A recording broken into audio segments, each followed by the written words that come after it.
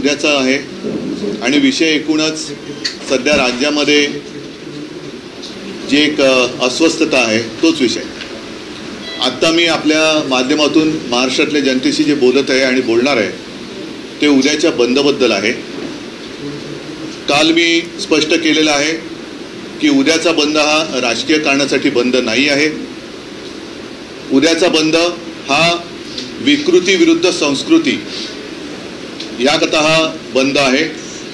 अनेक जणांना असं वाटते, बहुतेक सगळ्याच महिलांना आणि पालकांना असं वाटते की आपली मुलगी शाळेमध्ये सुरक्षित राहील का. अनेक माता भगिनींना वाटते की अगदी कामाच्या ठिकाणी आपण जातो, ती कार्यालय असतील, रुग्णालय असतील, इथे आपण सुरक्षित राहू का.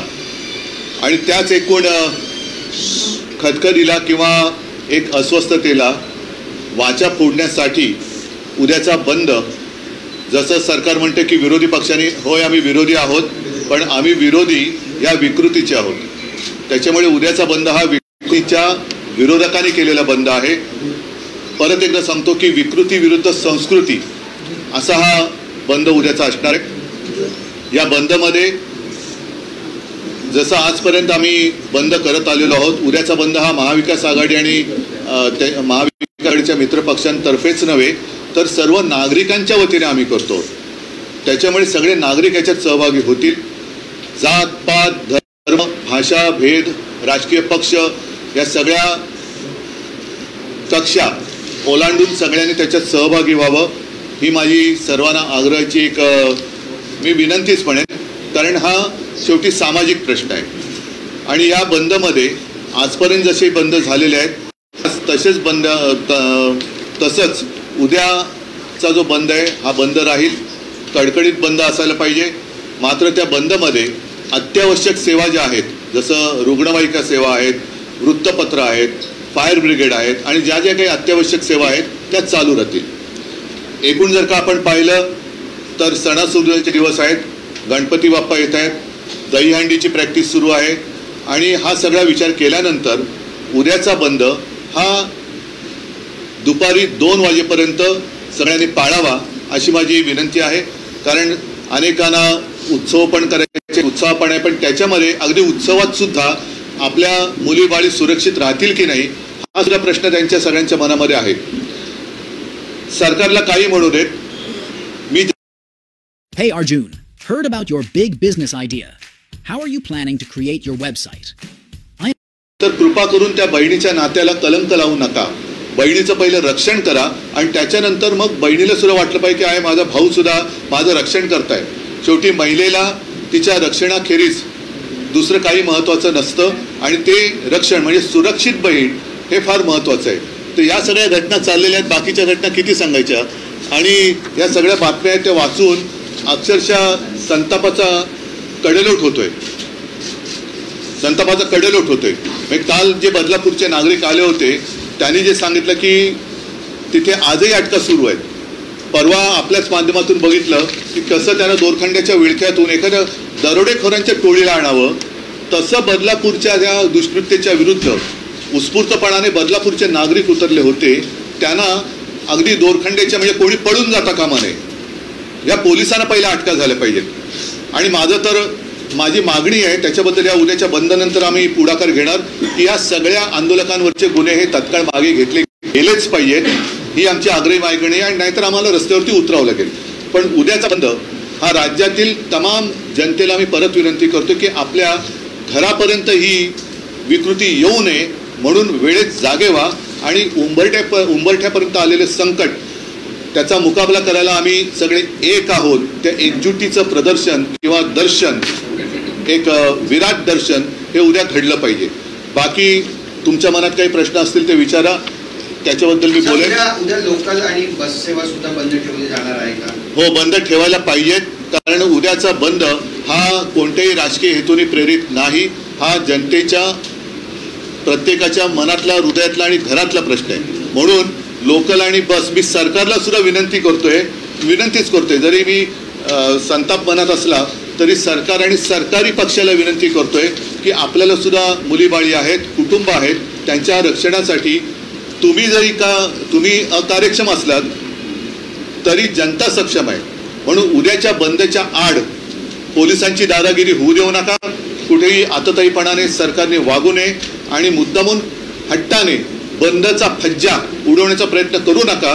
कारण उद्याचा प्रयत्न तुम्ही जर का केलात तर 2-3 महिन्यानंतर जनता तुमचा फज्जा उडवल्याशिवाय राहणार नाही. म्हणून उद्या मी तमाम नागरिकांना परत विनंती करतोय की आपण कोणत्याही जातीपाती धर्माचे असाल, आपली भाषा कोणतीही असेल, कोणत्याही राजकीय पक्षाचे असाल, अगदी भारतीय जनता पक्षाचे जरी असाल तरी हा बंद हा उद्या तुमच्या कुटुंबियांसाठी सुद्धा आहे. म्हणून उद्याच्या बंदमध्ये सहभागी व्हा. हा बंद मोडून काढण्यासाठी काल रात्री पोलीस महासंचालक आहेत ते वर्षा निवासस्थानी गेले होते. एक महत्त्वाची बैठक देखील झाली. असं देखील होऊ शकतं काही या बैठक म्हणजे ह्या बंदच्या दरम्यान काही हिंसा होऊ शकतं जसं बदलापूरला झालेलं आपण दगडफेक पाहिली, लाठीचार्ज. नाही बघा, हिंसा होऊ नये माझी इच्छा आहे.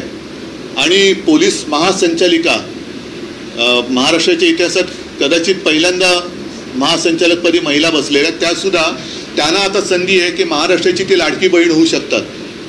महाराष्ट्राची लाडकी बहीण जर त्यांना व्हायचं असेल तर उद्या त्यांनी संपूर्ण राज्यातल्या पोलिसांना आदेश दिले पाहिजेत की तुम्ही या बंदच्या मध्ये येऊ नका. बाकी मुख्यमंत्री उद्या पुन्हा राखी बंधनाच्या कार्यक्रमाला जाऊ शकतात. कारण त्यांच्या मते बहिणी या फक्त मतं देण्यासाठी आहेत. बहिणीची किंमत ही फक्त मतं आहेत. तर माझ्या मते बहिणीची किंमत ही मतं नाही तर नातं आहे. आम्ही नातं जपणारी माणसं आहोत. तुम्हाला जर का वाटत असेल की तुम्ही या बहिणींची मतं विकत घेऊ शकता ते एवढ्या माझ्या बहिणी विकाऊ नाही आहेत. हे मुख्यमंत्र्यांनी लक्षात घ्यायला पाहिजे. नाही आता बंद हा बंद असतो. माझ्या मते मी नागरिकांना विनंती करतोय की स्वतःहून या बंदमध्ये सहभागी व्हा. जशी उच्च न्यायालयाने आणि कलकत्त्याच्या घटनेची सर्वोच्च न्यायालयाने दखल घेतली तसं जनतेच्या न्यायालयाने सुद्धा याची दखल घेतली आहे. हे उद्या आपल्याला दाखवून द्यायचं आहे.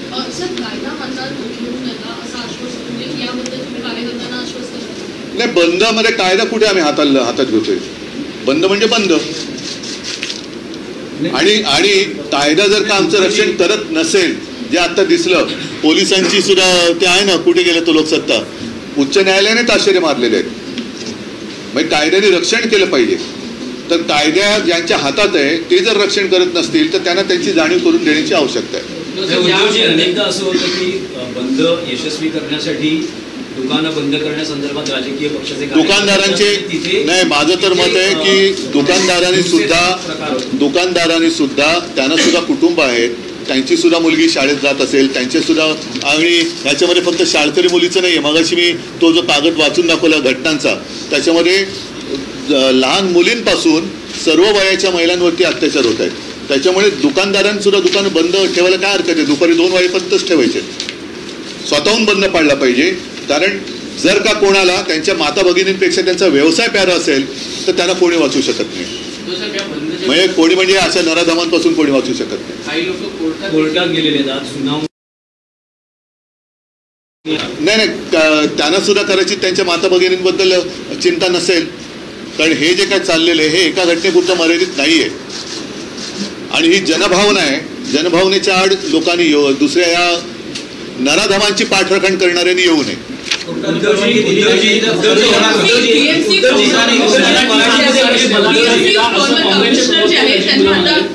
मराठी माणसाने बलात्कार केला मग त्यांना शिक्षा करणार नाही का असं नजीब मुल्ला बोलायला. त्यामुळे एकूणच विरोधकांनी हा सत्ताधाऱ्यांनी हा मुद्दा आता उचलला आहे. मी काल बोललेलो आहे की जे कोणी नराधमांचे पाठीराखे असतील ते उघड होतील उद्या, की त्यांना ही दुष्कृत्य मान्य आहेत असाच त्याचा अर्थ होईल. आणि त्यांना समाजाने काय ते समाज बघून घेईल. त्याच्यामुळे उद्या जे नराधमांची बाजू घेणार आहेत ते एका बाजूला. परत सांगतो, विकृती विरुद्ध संस्कृती असा उद्याचा हा बंद आहे.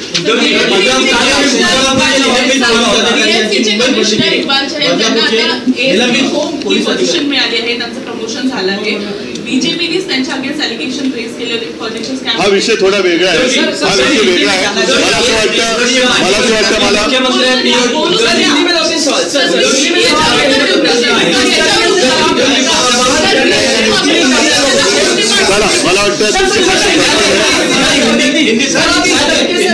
अपील आप कर रहे हैं, कौन सी आप सेवाओं को बंद रखना चाहते हैं, लोगों से क्या अपील कर रहे हैं सर? कल का जो बंद है, पहले तो आप सबको समझना चाहिए कि बंद कोई राजनीतिक कारण के लिए बंद नहीं है। पूरे महाराष्ट्र में और वैसे देखा जाए तो पूरे देश में लोगों के मन में एक डर का साया है कि जहाँ भी मेरी बेटी जाती है उस स्कूल में, जहाँ भी मेरी बेटी जाती है उस हॉस्पिटल में, जहाँ भी मेरी बेटी जाती है या बहन जाती है या माँ जाती है उसके ऑफिस में, क्या वो सुरक्षित है?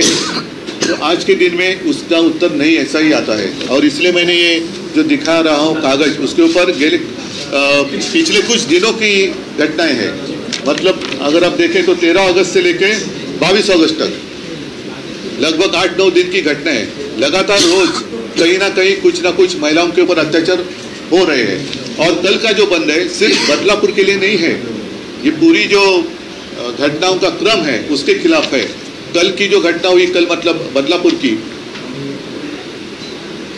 हाईकोर्ट ने तो उसकी हाईकोर्ट ने लताड़ा है, लेकिन सिर्फ एक घटना लेकर नहीं चलने वाली बात। हमें जो भी उसको हम नराधम ही कहते हैं, ऐसे विकृत जो नराधम है उनके खिलाफ पूरे महाराष्ट्र की जनता अब एक हुई है। अब हम इसको बर्दाश्त नहीं करेंगे, इसके लिए कल का बंद है।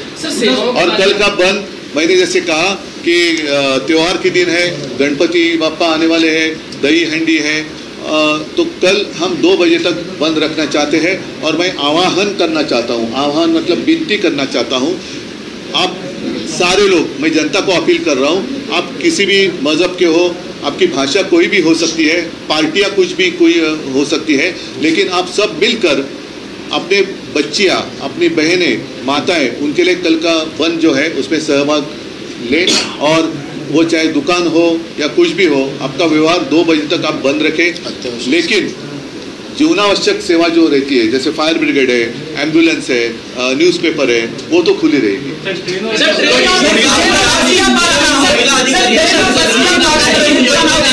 एक प्रकारे त्यांना प्रमोशन देण्यात ही तर सरकारची नीती आहे। म्हणजे जे गुन्हे करतायत, जे भ्रष्टाचार करतात ते भाजपमध्ये, आणि जे गुन्हे करतात त्यांना बढती, हे तर या सरकारचं काम आहे आणि त्याच्याच विरुद्ध बंद आहे। मला एकच सांगायचं आहे की शेवटी एक तुम्ही विचार करा की ज्या मुलींवरती किंवा महिलेवरती अत्याचार होतो त्यांना घरचे आपण पालक म्हणून काय तोंड दाखवू शकता, आपण त्यांचे भाऊ म्हणून किंवा मुलं म्हणून काय तोंड दाखवू शकता। तर ह्या सगळ्या गोष्टीचा आता कुठेतरी बंदोबस्त करण्याची वेळ आलेली आहे। याच्यात कुठलाही राजकीय स्वार्थ नाही आहे आणि त्याच्या पलीकडे जाऊन केवळ आपल्या माता भगिनींचं रक्षण हे झालं पाहिजे। सरकार ते करू शकत नसेल तर आम्ही करायला सक्षम आहोत हे दाखवण्यासाठी उद्याचं बंद आहे।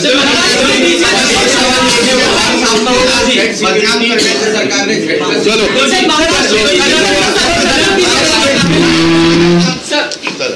हा धन्यवाद। बाकीच्या पक्षांना